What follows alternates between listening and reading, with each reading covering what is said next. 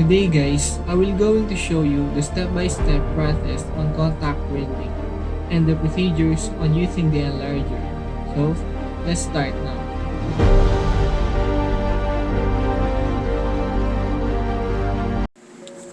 A contact print is a photographic image produced by laying the film, typically a negative, directly against photographic paper and exposing the paper to light.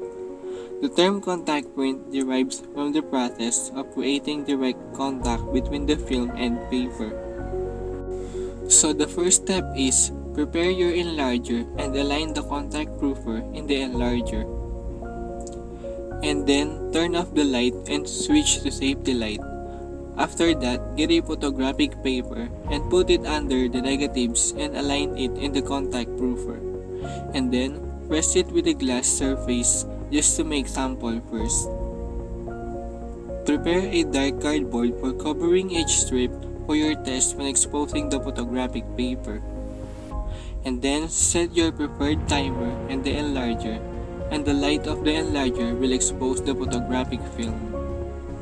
When you're all set, press the button in the enlarger to expose the paper to the light, covering the strip one step at a time, using the black cardboard for your test.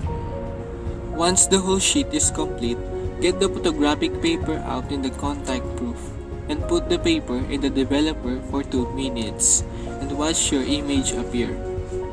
Next, lift the image and drain it for 5 seconds, and then put it down into the stop bath and agitate it for 30 seconds.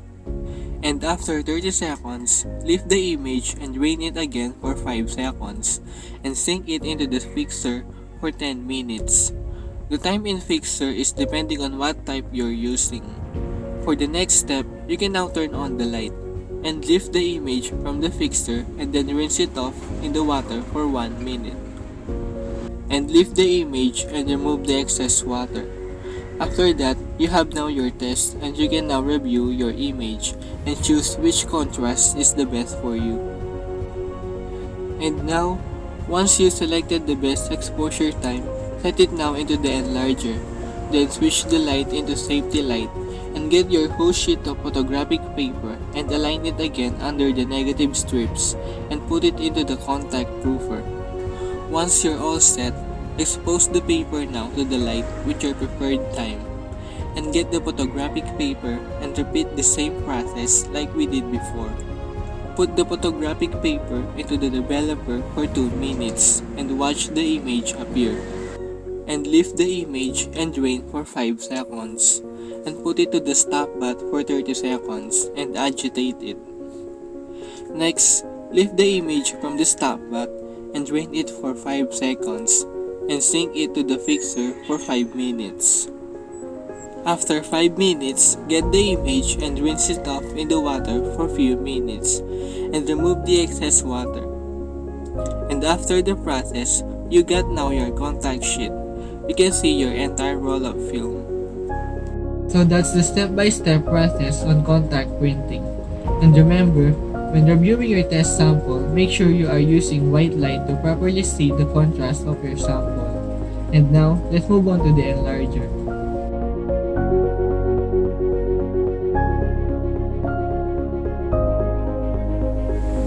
An enlarger is a special kind of projector used to create your photographic prints. By shining light through the negative, it transfers your image from the small negative and enlarges it onto your paper. It is the most important piece of equipment in the darkroom. First step is choose the negative you want to print. Once you selected the negative, hold the negative strip so that you can read the edge numbers.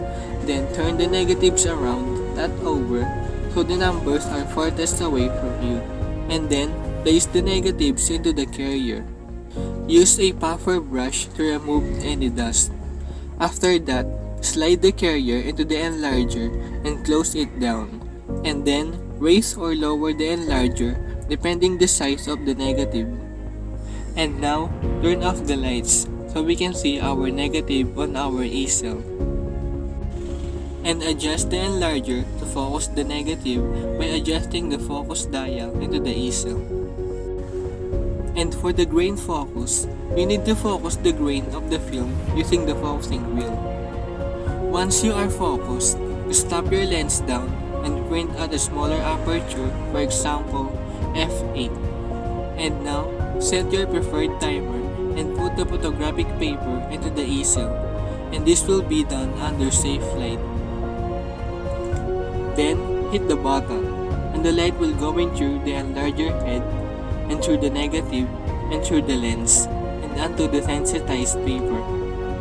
And after you expose the photographic paper, you can now put the paper into the chemicals and develop the image. So that is the procedures on using the photo enlarger. That's all for today guys. I hope you learned a lot from this video. Until next time.